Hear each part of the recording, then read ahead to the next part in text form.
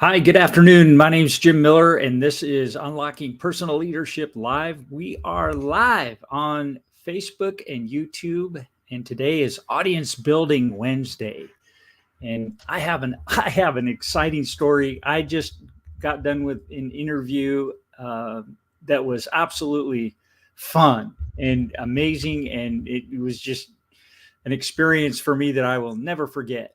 I had an opportunity. I met a gentleman and his friend at a local restaurant recently, and I found out that they had been on a adventure of a lifetime. That one gentleman had, and I invited him to come on my Bold Leadership Story Show to interview, and he did. So I spent about an hour with him today, and we chatted and learned about him and his life. He's been in Temecula Valley area for a long time, like me, and he worked recently retired at Opto 22, which is a company that's been in Temecula Valley for many, many years. So it was a really, really fun Temecula Valley experience for me.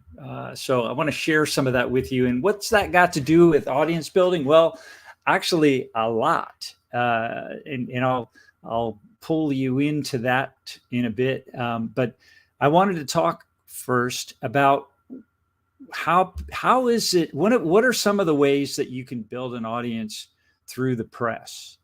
Like if you had a company and you wanted to build your brand in the press, you could do advertising, you could do personal interest stories, you could share information, you could one big way is to get PR, public relations. Say that 10 times fast. Get PR, and companies actually hire PR firms to create content to put out, and they send that out to newspapers and magazines and online publications all over the world and invite them to publish it and treat it like news, excuse me. And so it's one of those things that it's not easy to do, to get, PR and get it published, but it's one really great way to get your brand out there and get in the news and get people to know you, because as we all know, people do business with people they know, like, and trust. So that's what it's all about. And getting people to see you in action and have a success story that's published internationally is really hard to do.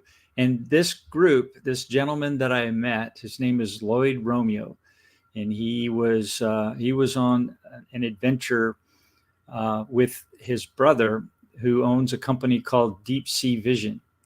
And I'll pull up what they did. This is like Babe Ruth in the 1932 World Series, pointing at center field when he was up with a 2-2 count and saying he's going to hit a home run, and he did. That's what basically these guys did. They set out to say, okay, we're going to find Amelia Earhart's airplane, which everybody's, there's been many stories about people searching for Amelia's remains, and she was on a world adventure to flying around the world when that was a brand new thing in a twin engine airplane by herself, solo, and she crashed somewhere in the South Pacific. They don't really know where, but except now we believe we do, because of this trip, and it's made international news. It's very exciting, and I want to share with you what I found when I was doing research for this interview with Lloyd. And so you can see firsthand what the power of a big story can do for building an audience. And it's really interesting to me. So they set out on this mission to find Amelia Earhart's airplane somewhere in the South Pacific Sea, which is a huge area down. It'd be northeast of Australia, Papua New Guinea, east of Papua New Guinea, down there in the tropics, on the other side of the planet. So it's a long way from here.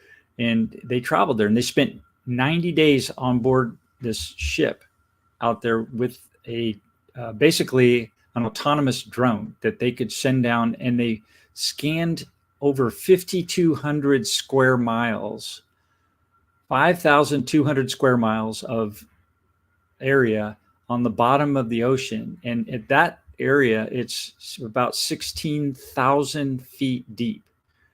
That's over 3 miles deep. That's a long way down. And the pressure down there, he said, is something, it's something like 8,700 pounds per square inch of pressure. So anything that's not structurally sound just gets crushed down there. And they sent this drone down that no people on it, but it's programmed to make these patterns, and have sonar on it. And they had 3 sonars, and they were scanning a swath, and it would go down, and they called it lawnmower mode, and they just go back and forth. And I'll show you a picture when we get into onto the web here of the area under the water where they were.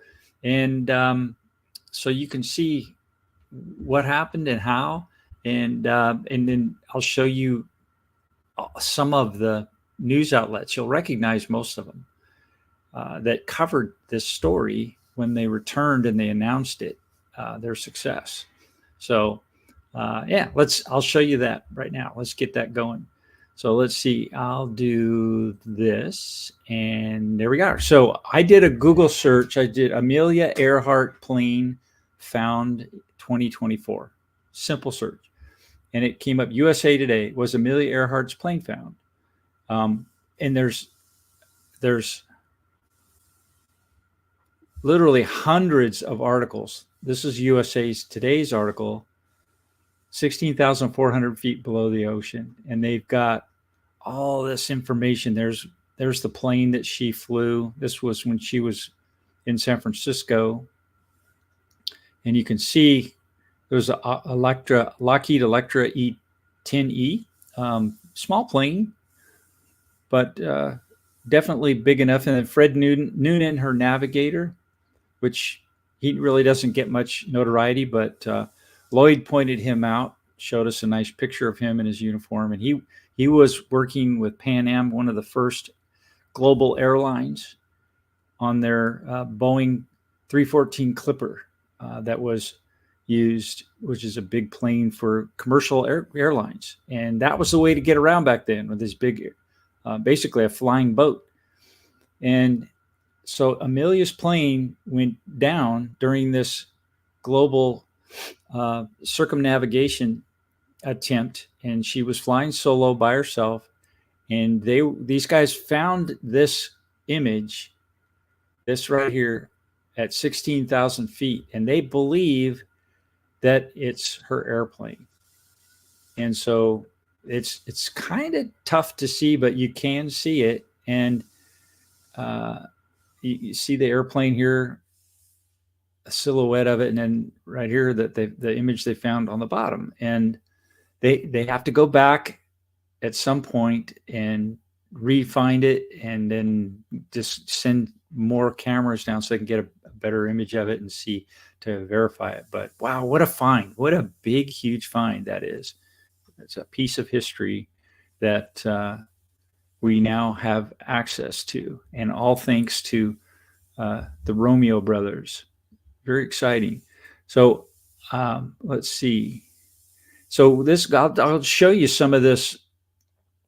USA Today, CNN covered it, tons of videos. You can see all these videos, KTLA 5, CNN, NBC News, WFLA News, Global News, Washington Post, Al Jazeera, CNBC Television.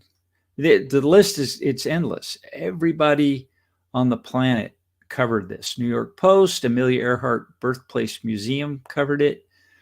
NPR, National Public Radio, New York Post, Reuters, BBC, everybody. It's like everybody covered this. And so It's pretty exciting. And then you see PBS, Press Enterprise. That one's pretty cool.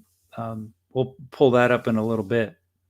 But seeing these images here too, I'll pull some of these up, or we can see some of the images that are published that you can find. Fox 10 Phoenix.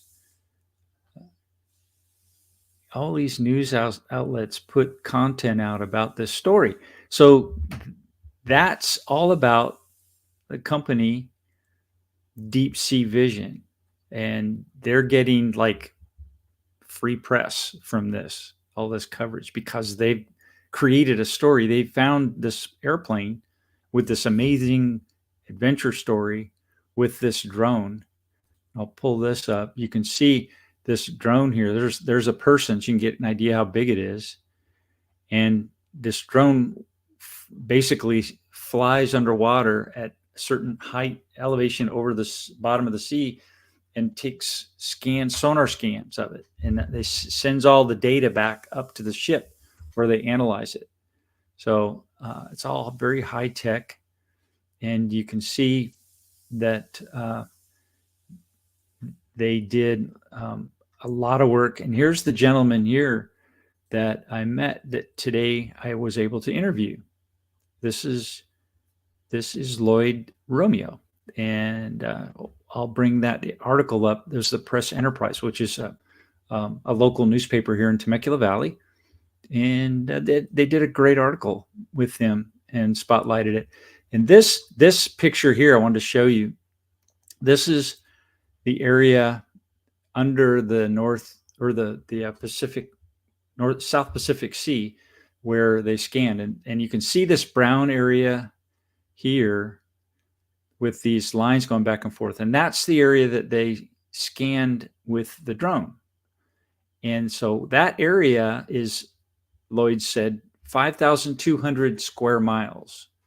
So, and then he looked it up quickly. He's an engineer, and he looked it up quickly, and he said that's about 10 times the size of Los Angeles. Los Angeles is about 50 square miles, I guess, or 500 square miles. So this is 5,000 square miles, 5,200 square miles. And it took them 3 months to get that done. And so they scanned it, and they got all that data, and they brought it back, and they found this image right here. And that's their evidence that they found it. So it's really exciting stuff. Here's another picture of the drone that you can see. They drop it into the sea with this slide, and they pull it back up that way too with a winch. So pretty cool. But getting all of this notoriety on the news, ABC, Indy Star, People Magazine, Fox News, Reddit, Business Insider, National Post, everything. I mean, if you didn't get that story published, you ain't a news outlet globally. It's crazy. So if you want to get an audience, if you want to build an audience and make things happen for your brand, get a story. This gentleman here is this is Lloyd's brother, and his name's Tony Romeo, and he's a really interesting guy. He's been a very successful businessman, and is using his success to serve and better the world by finding these impossible to find things. Sort of like I mentioned when Babe Ruth pointed out to center field and said, "I'm going to hit a home run," and he did. It's incredible. So I'm gonna take this down and show. Let's see. We'll do the next one, which is the Press Enterprise. We'll do the Press Enterprise article that they did with Lloyd. So here it is. It's the Press Enterprise news, and has Amelia Earhart's long lost plane been found? And there's Lloyd. And a Temecula man serves on expedition that captures an image members say could be her aircraft's wreckage. Yeah, it's very exciting. And you can see down here they've got a full story with images. Got some nice shots of Lloyd talking about, that's the ship they were on there, little boat. And they were on that boat out in the middle of the sea for 3 months, 90 days. It was six men, and quite a trip. Offshore surveyor. And there's Lloyd. Good shots of him. And there's some of the data. There's the Huygens 6000 from Königsberg. And he told about this logo here. This is a Pan Am logo. They put that on there to kind of give a shout out to Pan Am and the legacy. Very cool. Fun stuff. There's Lloyd. He's a character. So it's all really, really fun and exciting stuff. So I'm going to take that off. So audience building. They were able to get all this news. Now, granted, they spent a bit of money to do this adventure, but they had no guarantee they were going to do this. And I wanted to show you their website. So I'm going to bring that up next. So I'm going to stop the sharing on that and set this one up. So I'm going to share this screen. This is Deep Sea Vision's website. So they have, that's Lloyd's brother, Tony, and that is the Huygens 6000, and that's the boat they were on. Crazy. And then that's on board looking at the data coming up from the bottom. So, and they do all kinds of things. They do wreck hunting, deep sea mineral mapping, government support, deep sea cable and pipe route surveys, bathymetric seabed mapping, and habitat mapping. So all of this notoriety in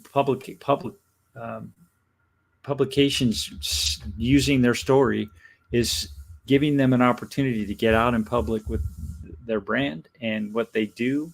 And I'm sure a lot of people came to this website or still coming to this website and taking a look at this and saying, wow, yeah, I got a project I'd like to get done. So that building that audience will help their business without a doubt. So, and there's the team. There's Tony, the CEO, then Craig Wallace, John Haig, and then Corey Friend and Lloyd Romeo. There's the gentleman I interviewed today, and Mahesh Pachandi. All these folks are really smart, and these are some of the press images and stories that the press was using. So really cool stuff that I got to talk about on my Bold Leadership Story Show today. So I got maybe a little notoriety too from this for my show. And so it's exciting for me as well. So thank you, Lloyd, for joining me on the show today. And it was a ton of fun. And I'd like for you, if you're interested in building your audience, to think about that. Think about how you could get some notoriety in the press somehow and use that to your advantage for your branding, for your business, for your charity, whatever it is you're doing, any project that you've got that would benefit from audience building. This is a great example of incredible reach that they've been able to achieve from this, just finding this nugget out in the middle of the South Pacific. So that was my lesson for the day. Hope you're having an awesome one, and we'll see you tomorrow on the next live. Bye.